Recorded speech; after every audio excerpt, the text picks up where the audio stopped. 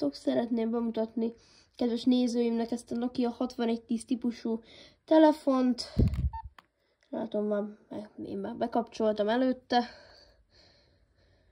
Tehát belépünk a menübe, itt üzenetek, hívásinfo, mód, beállítások, átirányítás, játékok. Ide belépünk, kígyó. Folytatjuk.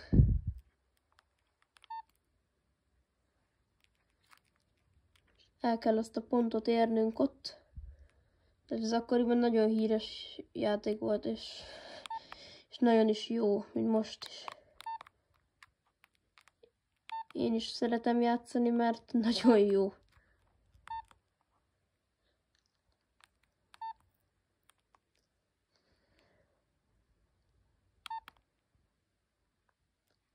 Kilépünk, mert nem tudjuk elérni. És szerintem ez ennyi idő alatt bemutatható lett volna. Szeretnék elköszönni kedves nézőimtől. Sziasztok!